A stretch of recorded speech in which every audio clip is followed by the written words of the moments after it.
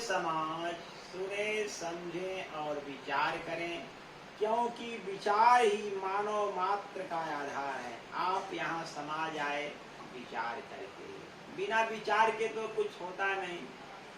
अनेक कवियों ने, विचारकों ने इस विचार के ऊपर अपनी व्याख्याएं लिखी। हमारे धर्म ग्रंथों में विचारों की ही चर्चा कही गई है। एक छोटा उदाहरण ले लीजिए रहीम साहब जी का। बिना विचारे जो करे सो पाछे पछताए, काम बिगाड़ो आपनो जग में होत हंसा। इसलिए हमें विचार करना चाहिए। जैसे कि एक सुनना हुआ, एक गुनना हुआ। अगर आप गुनेंगे नहीं तो उस चीज को समझ नहीं पाएंगे। इसलिए विचार का अति आवश्यकता है। हमारे रामायण ग्रंथ में एक आदर्श ग्रंथ माना जाता है। इसमें अनेक बातों पर विचार किया गया है। भाई का भाई के प्रति प्रेम, नवधा भक्ति का वर्णन। एक नवधा भक्ति का मैं छोटा उदाहरण आपके सामने रखूंगा।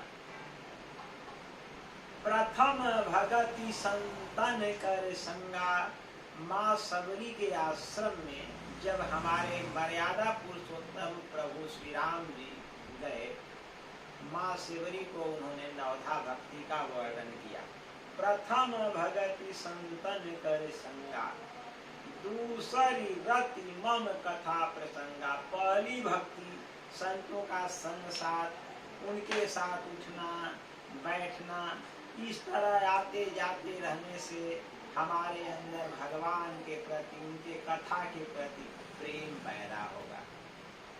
तब तीसरी सीढ़ी आती है गुरु पद पंकज सेवा, तीसरी भगति अमान। तीसरी भक्ति गुरु के चरणों की सेवा, अर्थात पूरे संसार को गुरु मानकर उनसे कुछ सीखना और अमानी बने रहना, गर्व न करना।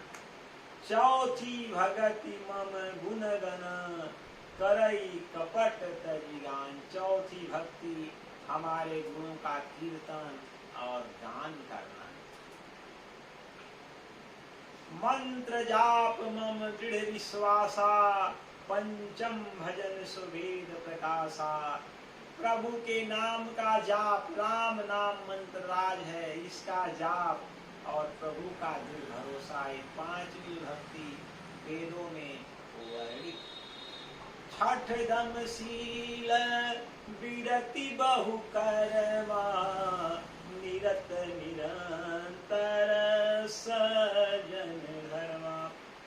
छठ अर्थात छठवीं, दम इंद्रियों का दमन, सहनशील स्वभाव, विरति बहु कर्मा, बहुत सारे काम काज से विरति अर्थात थोड़ी दूरी बनाना होगा।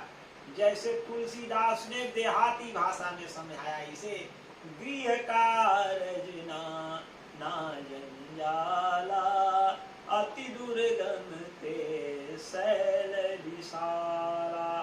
गृहस्थी के भांति भांति के जंजाल पहाड़ की तरह है, इसलिए उसमें उलझना नहीं है, उससे थोड़ा हमें दूरी बनाना है और संतों के आचरण का नकल करना है। सातों मोहि में सब जग देखा, मोहि ते अधिक संत कर लेखा। आठों जथा लाभ संतोषा, सपने हूँ नहीं देखई पर दोषा। सातवीं भक्ति जो है सबको प्रभु के रूप में देखना और संतों को परमात्मा के रूप में देखना। आठवीं भक्ति यथा लाभ संतोष, अर्थात हमें संतोष पर दृढ़ हो जाना है, उतारू हो जाना है। गीता ने खुद लिखते हैं कि दैव इच्छा से जो कुछ भी आप प्राप्त हो जाए उसी में संतुष्ट रहने वाला योगी मेरे को परम प्रिय है। रामायण में दर्शाते हैं, समदर्शी इच्छा कछु नाही, हरस शोक भय नहीं मन माही। बस सज्जन मम बस कैसे, लोभी हृदय बसई धन जैसे, लोभी हृदय बसई धन जैसे।